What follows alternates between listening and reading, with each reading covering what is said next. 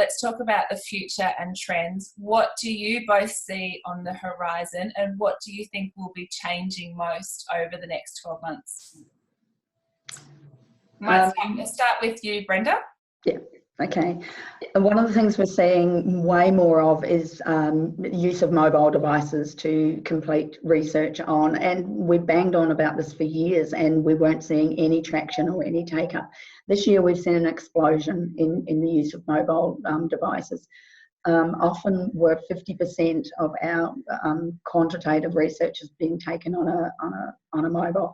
So be really aware of your survey and how it's going to look. Test it on your mobile before you send it out, I guess. The other thing we're seeing heaps of is different ways to collect data. You know, we've got social media monitoring now. We've got videos of, you know, that people can use.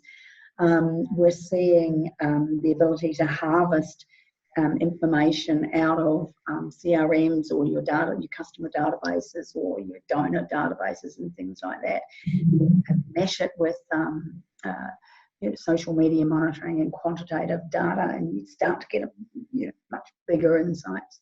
So we've banged on about big data for years and years as well, and there's plenty of data out there, but we are starting to see ways to harness that a lot better and a lot more efficiently.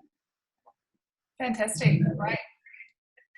And over to you, Annette, for the final word for our session today. So, yeah, I think globally tech development, tech innovation is the big one. So I think we're going to see a lot more tools aggregating data on social change. There's no shortage of reports, but without shrinking attention spans, there are going to be more intelligent ways of conveying this information to make it more efficient and compelling.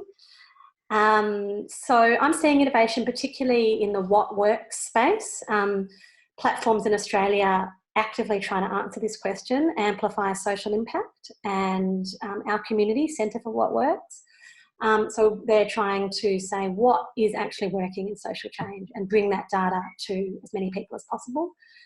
And my platform, Insight Maps, is doing the systems change piece around the way that issues interact in a system and then what outcomes they lead to in theory. So I think these are the main pieces I'm seeing in my area, and a lot of innovation. It's really exciting and I think well needed.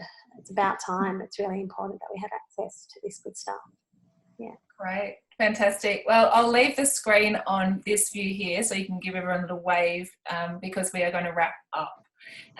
And thank you so much, Brenda and Annette, for preparing for today's session and for sharing yourself.